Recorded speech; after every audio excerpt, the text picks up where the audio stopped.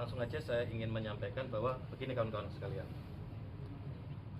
Yang pertama ingin saya sampaikan bahwa hubungan saya dengan saudara Eli Dianawati Saleh, ya, hubungan saya dengan saudara Eli Dianawati Saleh itu adalah hubungan orang dewasa.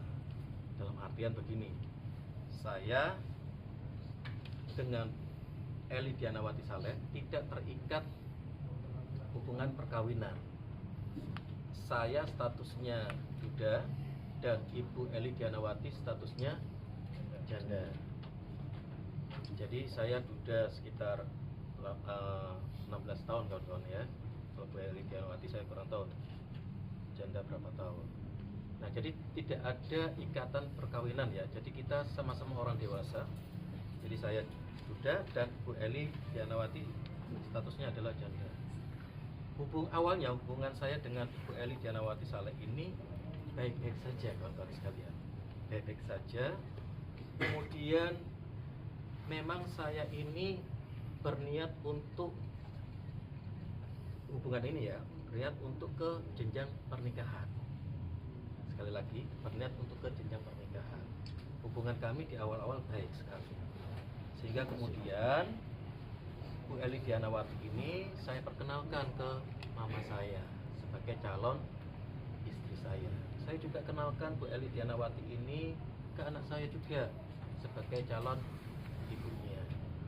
Dan juga saya kenalkan Bu Eli Dianawati ini ke saudara-saudara saya ya, sebagai calon istri saya. Karena memang tujuan dari hubungan kami berdua ke arah pernikahan, ke arah rumah tangga. Namun kawan-kawan, dalam proses perjalanan pacaran kami, proses perjalanan hubungan kami, saya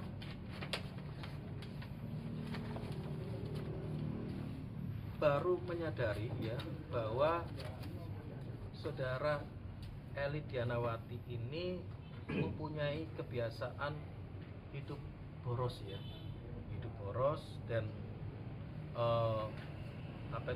tidak bisa mengatur keuangan dengan baik.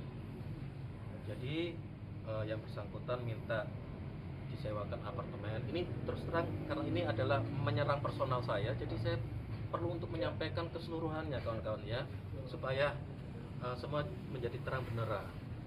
Jadi kehidupannya dia itu kehidupan mewah, boros, masalah keuangan ya, minta sewa apartemen, lalu kemudian minta duit bulanan juga 5 juta ya kan, lalu kemudian minta barang-barang yang selalu dia minta ke saya ya, tas, sepatu, lalu kemudian HP, lalu kemudian cincin. Kalau misalkan tidak diberikan marah-marah.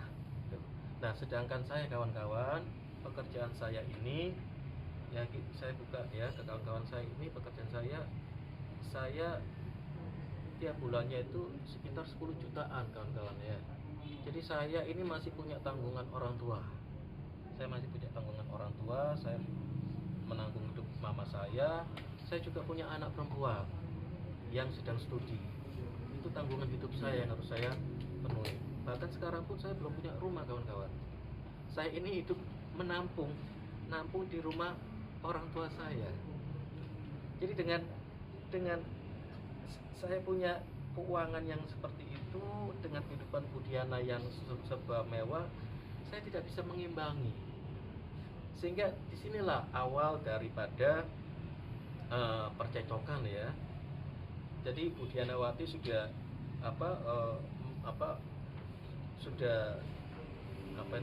dengan mewah sewa apartemen, lalu kemudian uang bulanan, dan itu pun dari saya kawan-kawan sekalian. Itu dari saya semuanya. Nah, jadi dari situlah saya mencoba untuk ini ya, menjauh dari saudari Eli Dianawati karena hidupnya yang luar biasa itu mewah. Nah, ketika saya ingin melepas hubungan dengan Bu Dianawati, Eli Dianawati, itu yang bersangkutan selalu mengancam dan mengintimidasi saya kawan-kawan.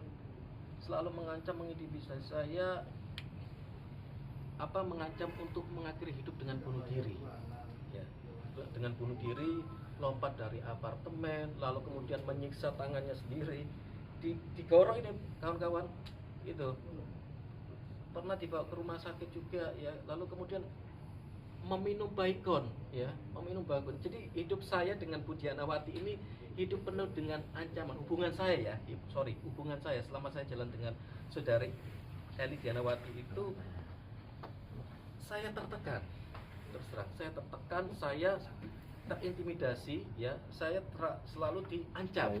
Ini buktinya kawan-kawan, ya, bisa kawan lihat, ya.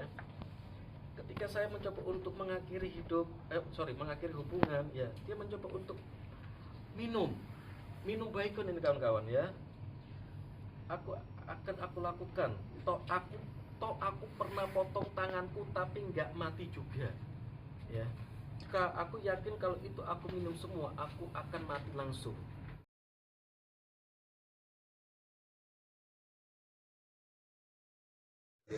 Jadi rambut saya dan kuku saya dibakar dengan tanah kuburan dan kain putih yang diduga adalah kain kafan, untuk supaya saya tidak bisa lepas dari yang bersangkutan, dari saudara Eli Dianawati. Sampai segitunya kawan-kawan.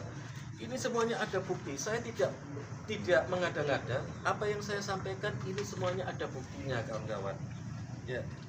Jadi kuku dan rambut saya itu disantet untuk supaya dibakar dengan tanah kuburan dan kain putih, kain yang diduga adalah kain kafan, untuk mengikat saya. Makanya saya ini selalu kawan-kawan, ya, saya mencoba menghindar dari dia. Saya pulang itu badan saya greges,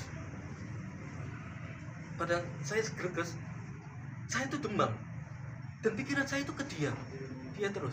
Nah, ini mungkin saya cerita ini enggak karena ini masalah ini, ya, di luar karena perdukunan, ya kan, yang mungkin hanya bisa dibuktikan dengan ini kawan-kawan, ya, chat yang bersangkutan dengan dukun. Ini ada nomor teleponnya, ya, semuanya.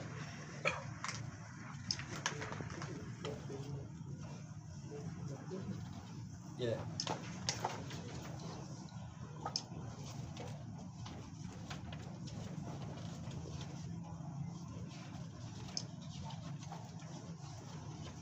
Nah, kawan-kawan, jadi saudara Eli Dianawati ini dia mempunyai kebiasaan buruk, dia itu alkoholik, kawan-kawan sekalian. Perlu saya sampaikan, beliau ini alkoholik dan beliau ini suka mabuk-mabukan, minum minuman, dan suka dukung dengan kawan-kawannya. Jadi kalau dia mabuk kawan-kawan, dia marah menjadi-jadi, marah liar, dan dia akan mencoba untuk melukai saya. Dia melukai dirinya sendiri ketika saya meredam situasi. Dia selalu justru melukai saya, seperti yang tadi saya tunjukkan. Inilah kebiasaan dia, ya, supaya teman-teman tahu semuanya.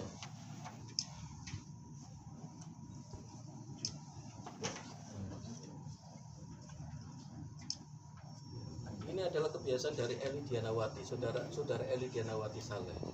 Semuanya harus saya sampaikan karena ini untuk tujuan saya adalah untuk memberikan keterangan yang sebenar-benarnya, supaya tidak ada isu-isu yang berkembang liar di luar. Karena begini kawan-kawan sekalian, akibat daripada isu yang berkembang di berita di media, kawan-kawan sekalian, saya sebagai orang tua saya sedih.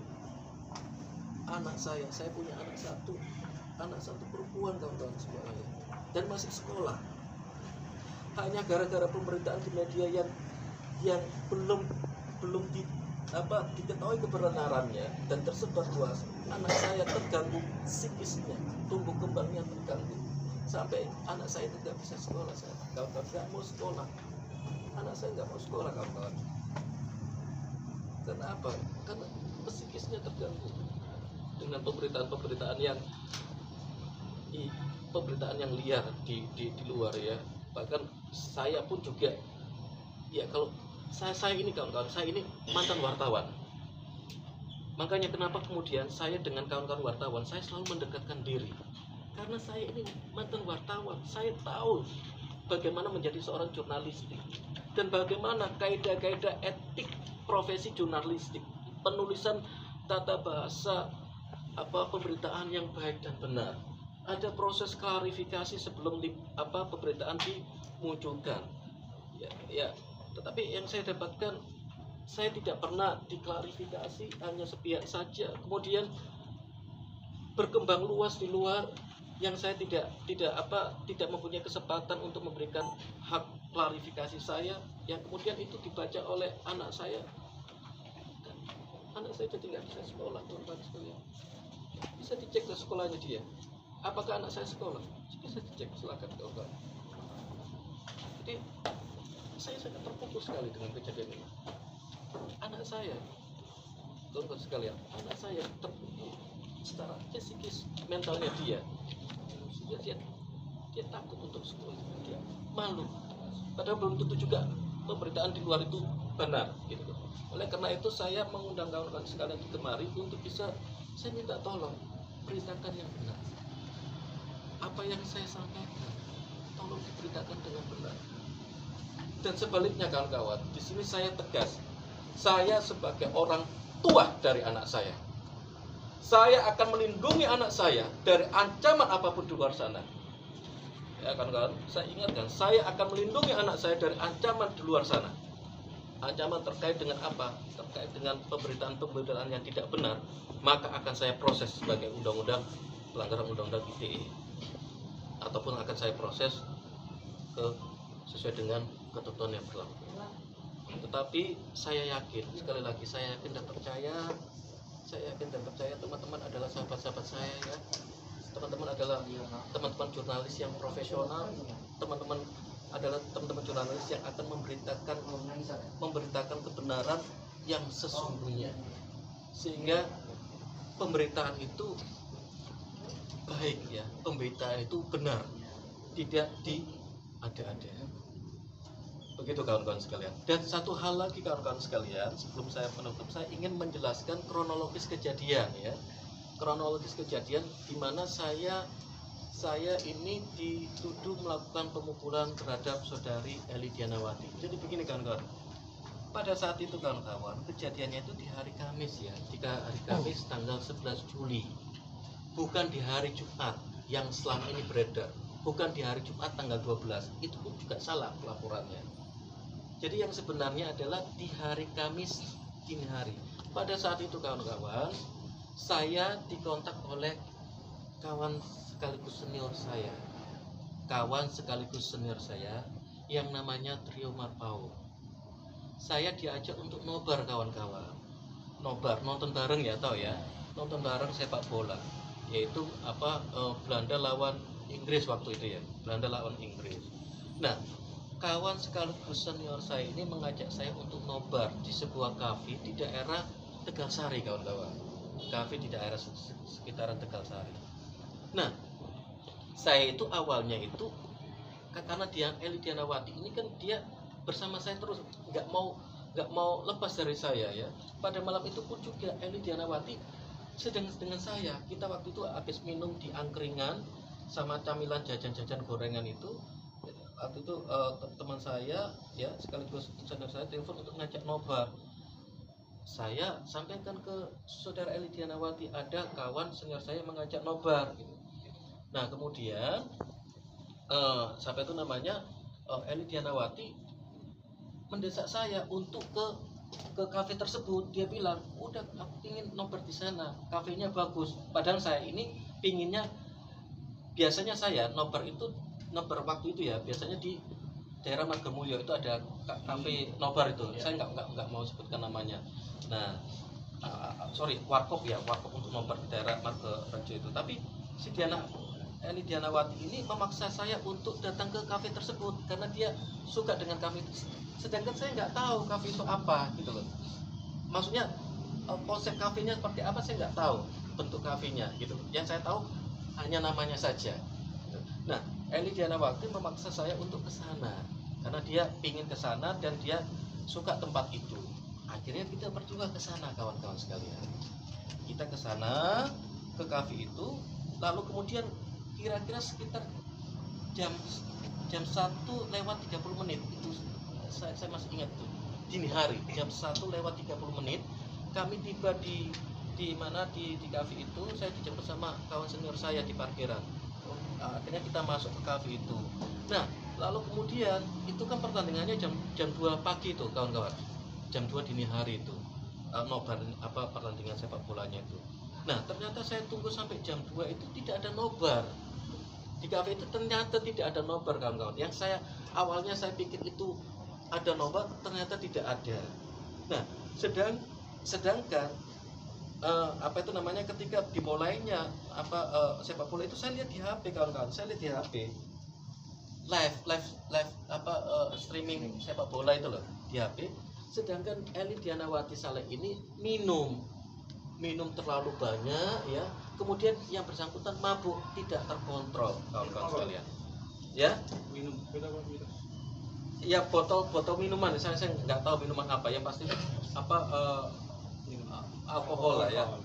Nah, lalu kemudian yang bersangkutan ini mabuk ya, mondar-mandir tidak terkontrol, tidak terkendali. Jadi saya lagi nonton bola di HP ya sama kawan senior saya ini ya. Lalu kemudian siapa ya, juga ada beberapa kawan saya tidak kenal siapa, karena memang yang mengajak saya ini kawan senior saya, ternyata di situ ada temannya kawan senior saya gitu, paham ya kawan-kawan ya. Jadi saya nggak kenal yang lainnya itu.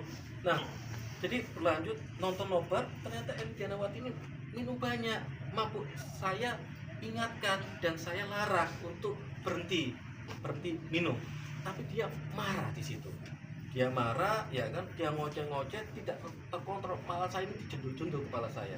Ada saksinya semuanya gitu. Ada saksi, ada beberapa orang yang melihat itu ya. Dia ngoceh-ngoceh, marah nggak jelas. Lalu kemudian karena situasi tidak terkendali, saya kan malu kan ya, awalnya nonton kok bisa kayak gini Eli Dianawati Saleh, dia minum dan marah-marah. Akhirnya saya bawa pulang kawan-kawan sekalian, saya bawa pulang dia. Nah, ketika sudah sampai di depan kos-kosannya dia, kita kan naik mobil kawan-kawan, kita naik mobil, sudah berhenti di depan kosnya dia. Jadi jarak antara mobil saya dengan pagar rumah kos-kosannya dia itu hanya 4 langkah saja kawan-kawan. Nah, waktu itu saudara Eli Dianawati mabuk dan muntah di mobil saya. Dalam perjalanan itu saya nggak tahu muntahnya di mana. Jadi dia muntah ya, dia di dalam mobil gitu. Kemudian ketika tiba di kos-kosan, saya bangunkan dia untuk ke kosnya dia kan. Nah, akhirnya si saudara Eli Dianawati ini tidak mau kawan-kawan, tidak mau pulang, maunya bersama-sama saya. Itu sudah dini hari sekitar jam 3:30 pagi ya, pagi dini hari. Nah, lalu kemudian karena saya ini kan juga jarang pulang kawan-kawan ya, saya juga capek kerja. Lalu kemudian saya di telepon ini, saya bilang udah pulang aja, dia nggak mau, dia marah-marah. Lalu kemudian kumat, dia punya mabuknya ya, mabuknya kumat, nggak mau turun ya, nggak mau tinggalkan oleh saya. Dia marah. Lalu disitulah dia pukul dirinya sendiri. Lebih baik aku mati daripada kamu meninggalkan aku, dia bilang gitu. Gitu kawan-kawan. Nah, dia pukul dirinya sendiri. Jelas saya ini kan biasa kalau dia kumat itu kan saya mencoba untuk menenangkan dirinya dia, tapi dia nggak terkontrol. Kejadiannya cepat kawan-kawan. Jadi dia pukul dirinya sendiri. Setelah itu dia maki-maki saya. Baru itu kemudian dia keluar dari mobil saya, dia bantu mobil saya berat gitu. Kemudian dia melangkah ke pagar kos-kosannya dia. Saya pulang ke rumah saya. Nah, kawan-kawan sekalian, setelah kejadian itu, siang harinya kawan-kawan, kita bertemu, saya sama Bu Eli Dianawati ini bertemu untuk makan, jalan bareng. Nggak ada masalah kawan-kawan, nggak ada masalah apapun gitu. Saya makan bareng sama dia di rumah saya, tapi nggak ke rumah saya, dia tunggu di depan gang rumah saya. Kemudian minta makan, dia belum makan, kita makan bareng. Kemudian kita jalan, saya duduk mobil, nggak ada masalah apa-apa kan. Bahkan kita keluar itu untuk nonton bioskop, kita nggak ada apa-apa. Hari Jumatnya kawan-kawan, itu saya masih sama saudara Elvianawati masih jalan berdua, makan ya seperti biasa, makan jalan ya. Lalu kemudian malamnya dia pulang, tengah malam dia pulang, sorry jam sekitar jam 11 atau jam 12 itu ya. Saya antar ke kos-kosannya dia ya. Lalu kemudian saya juga kembali ke rumahnya dia, ke rumah saya. Sabtunya itu saudara Elvianawati telepon saya, lapar, nggak punya uang ya, saya datang ke kos-kosannya, kita makan bareng gitu, cari makan siang gitu kawan-kawan. Nah disitulah Bu Elvianawati minta saya beberapa uang ya, beberapa uang jutaan, saya nggak mau sebutkan nominalnya, beberapa uang jutaan untuk bayar kos-kosan karena nunggak 2 bulan, dan juga untuk membayar utang-utang teman-temannya di kantor, tetapi tidak saya beri kawan-kawan gitu loh. Nah awalnya memang Bu Elvianawati ini tinggal di apartemen kan, tetapi setelah itu balik lagi ke kos-kosannya karena saya sudah tidak mampu ya kan. Nah waktu itu dia minta uang untuk biaya kos-kosannya 2 bulan dan juga bayar utang-utangnya, saya nggak beri gitu. Nah hubungan, jadi setelah itu saya cek di HP-nya, ternyata malam hari setelah saya antar dia pulang, ternyata malam harinya setelah saya antar dia pulang, dia dijemput sama seseorang di tengah malam gitu. Dia dijemput sama seseorang di tengah malam kawan-kawan sekalian, ternyata di hari Jumat malamnya itu. Nah akhirnya saya tahunya ya pada saat hari Sabtu itu, waktu makan bareng, saya lihat di galeri handphonenya kok ada yang menjemput jam 00:55 gitu loh. Nah akhirnya sudah, saya merasa dibohongi selama ini kan, seringkali dia membohongi saya, seringkali dia terlalu banyak kawan-kawan saya dibohongi. Nah akhirnya kemudian saya tidak menghubungi dia lagi, dia marah karena saya memblokir IG dan lain-lain. Nah kok tiba-tiba ya saya kaget kawan-kawan, ternyata pada hari Senin dia melaporkan saya ke Polrestabes Kota Surabaya atas tuduhan saya melakukan penganiayaan gitu kawan-kawan, atas tuduhan saya melakukan penganiayaan. Saya baru tahu ketika saya dapat surat panggilan dari Polrestabes. Saya kan baca itu kawan-kawan sekalian ya, tanggal berapa yang bersangkutan ini melaporkan ke Polrestabes gitu kawan-kawan. Nah sekarang kalau misalkan ada katakanlah bukti visum ya, bukti visum ini kawan-kawan sekalian ya, itu dilakukan setelah laporan gitu loh kawan-kawan ya. Setelah laporan, bukti visum ini kan atas permintaan penyidik ya, kalau kita bicara tentang rumusan hukumnya ya kan. Nah artinya setelah pelaporan dia visum kawan-kawan. Nah jarak antara visum ya, saya nggak tahu visumnya itu hari Senin atau Selasa, saya tidak tahu kawan-kawan ya. Yang pasti setelah pelaporan baru yang bersangkutan visum. Nah jarak antara visum dengan kejadian ini kan cukup lama, 5 hari kawan-kawan. Saya ini pengacara, belum saya di bawah sini, saya ini pengacara. Jadi saya tahu yang namanya itu ya, kalau 5 hari itu sudah diragukan keakuratannya gitu. Kenapa tidak kemudian saudara Elvianawati kalau misalkan dia merasa menjadi korban penganiayaan saya, tidak melaporkan ke Polrestabes pada saat itu juga ya dong, di hari yang sama. Kenapa dia nggak melaporkan ke Polrestabes? Kenapa dia harus kita jalan bareng 5 hari kemudian dia melaporkan gitu? Apa motif tujuannya? Atau kalau misalkan si Elvianawati salah, mungkin di apa itu namanya, kondisi mabuk ya, saya nggak tahu ya apa tujuan motifnya dia. Jadi itulah kawan-kawan sekalian, jadi yang bisa saya sampaikan ya.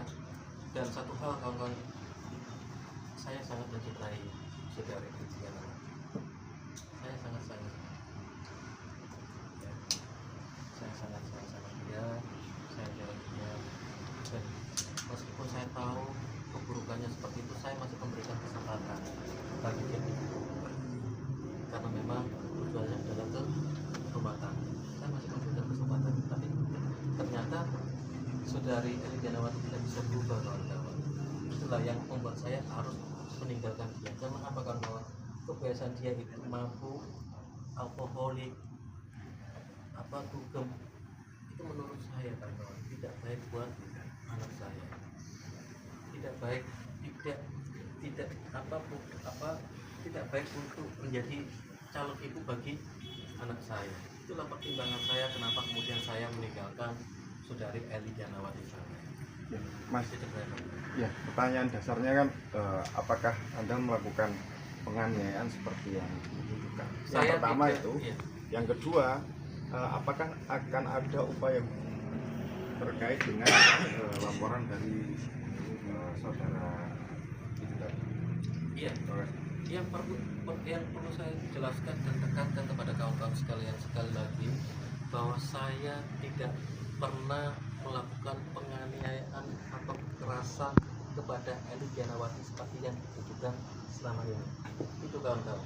Ya, saya tidak pernah melakukan penganiayaan maupun pemukulan ataupun kekerasan yang dituduhkan kepada saya selama ini. Saya sangat mencintai Eli Dianawati. Saya punya anak perempuan. Mama saya juga perempuan. Tidak mungkin lalu kemudian saya memukul orang yang saya cintai, kawan-kawan sekalian. Saya bisa melihat dan bisa menilai tadi yang saya sampaikan, ya, kebiasaan buruk saudara Eli Dianawati Saleh itu seperti apa. Itu kawan-kawan yang bisa menilai sendiri. Itu kawan-kawan. Upaya hukum apa? Ya, untuk upaya hukum saya sedang mempertimbangkan, ya, langkah-langkah hukum apa yang akan saya lakukan, ya, terkait dengan laporan Eli Dianawati Saleh. Dan saya ingin menyampaikan ke kawan-kawan,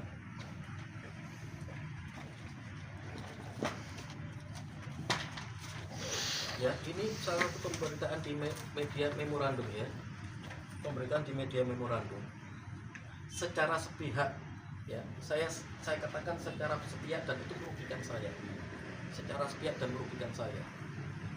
Laporan dari memorandum, ya, mengutip dari pernyataan Eli Dianawati Saleh, saya ini psikopat, ya, saya ini psikopat. Lalu kemudian saya sering memukul banyak korban-korban perempuan yang menjadi korban pemukulan saya. Ini ada pernyataannya Eli Dianawati Saleh, ya. Bahkan dia bilang, pernyataan ibu-ibu yang memeriksa saya di rumah sakit Bayangkara bahkan bilang beberapa tahun yang lalu ada perempuan juga yang melaporkan dengan kasus yang sama dan nama pelaku yang sama. Ini saya memberikan waktu 3 kali 24 jam, ya, kepada saudari Eli Dianawati Saleh untuk membuktikan kebenaran dari apa yang dia katakan. Jika dalam waktu 3 kali 24 jam dia tidak bisa membuktikan, ya, dan dia artinya ini adalah pencemaran nama, ini adalah upaya untuk membunuh karakter saya, dan ini adalah keterangan yang tidak benar, yang mengada-ada. Tidak ada upaya untuk laporan ke polisi? Jelas saya akan laporan ke kemudian terkait dengan kasus ini, ya, yang di media, ya, yang saya dituduh banyak perempuan korban, ya, lalu kemudian dia bilang bahwa beberapa korban itu nama pelakunya sama saya. Bagi saya itu adalah keterangan yang tidak benar dan mengada-ngada, pencemaran nama baik saya, dan saya sekali lagi saya tekankan 3 kali 24 jam mulai dari saat ini. Ketika tidak ada pembuktian, maka saya akan melaporkan saudara Eli Dianawati Saleh. Pak, dengan melaporkan keterangan bohong itu, apakah bukti kekerasan yang disampaikan tadi juga dilaporkan atau tidak? Iya, saya akan laporkan juga. Bukti kekerasan yang sudah saya alami, saya laporkan. Awalnya saya itu nggak ada niatan apapun ketika saya digigit, kemudian saya dianiaya, nggak ada pikiran apa-apa, ya, mungkin waktunya dia, kemudian saya selalu menangis, saya ingin dia berubah, ya kan, berubah sikapnya dan segala macam.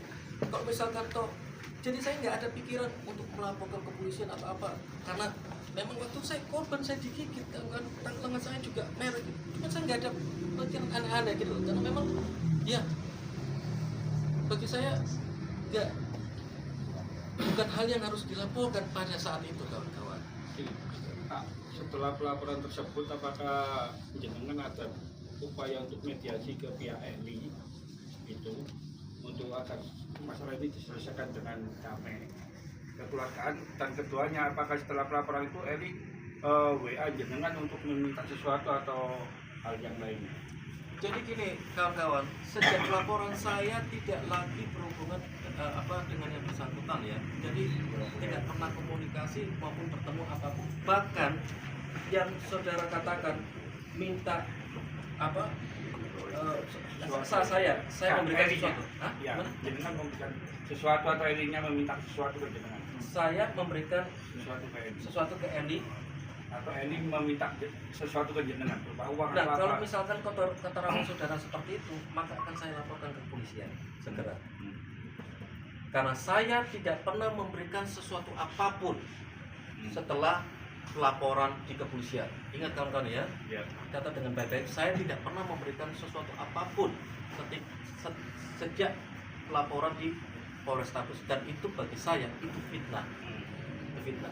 Nah, kalau misalkan saudara kawanku jurnalis yang disampaikan oleh Diana langsung kepada saudara, ya itu akan saya jadikan bukti untuk saya laporan ke kepolisian bahwa itu adalah fitnah. Bang Nofri, selama laporan kan bulan Juli ya. Selama laporan sampai sekarang ini, apakah polisi sudah memeriksa atau memanggil Bang Nofri untuk dimintai keterangan beberapa kali? Lalu apakah bukti yang ditujukan penyidik ke Bang Nofri atau hal-hal yang menguatkan laporannya si siapa namanya Eli itu, apakah Bang Nofri tahu, dan apakah itu kan ada capturean apa sih luka-luka itu ya? Nah itu apakah benar itu si Eli itu, dan apakah luka-luka itu benar menurut Bang? Maksudnya luka-luka yang mana? Itu yang di beritanya Memo. Nah itu apakah itu benar Eli atau ilustrasi atau bagaimana? Jadi biarkan kawan-kawan aja yang menilai ya. Kawan-kawan aja yang menilai. Yang pasti saya tidak pernah melakukan penganiayaan terhadap yang bersangkutan. Dan lagi kawan-kawan sekalian, sekarang ini kan sedang dalam proses pemeriksaan di Polrestabes Kota Surabaya. Dan perlu saya jelaskan juga bahwa saya telah menerima pemanggilan ya oleh Polrestabes Surabaya, dan saya sebagai warga negara yang baik saya datang untuk memberikan keterangan saya. Saya sudah ke Polrestabes dipanggil dan memberikan keterangan saya. Dan tentunya kawan-kawan, karena ini adalah prosesnya sedang berjalan di Polrestabes Kota Surabaya, mari kita hargai ya proses pemeriksaan yang sedang berjalan. Biarkan teman-teman dari kepolisian menyelidiki ya kan, karena kan masih proses penyelidikan ya, proses sidik ya, masih proses sidik, mengumpulkan alat bukti, kemudian keterangan saksi dan lain-lain. Jadi kita harus menghargai proses yang sedang berjalan di kepolisian, dan biarlah kepolisian yang menjalani proses tersebut. Tapi saya sangat berkeyakinan bahwa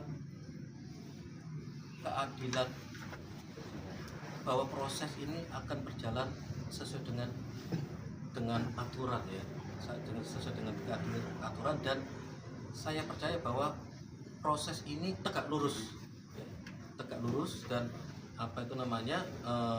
dan sangat profesional.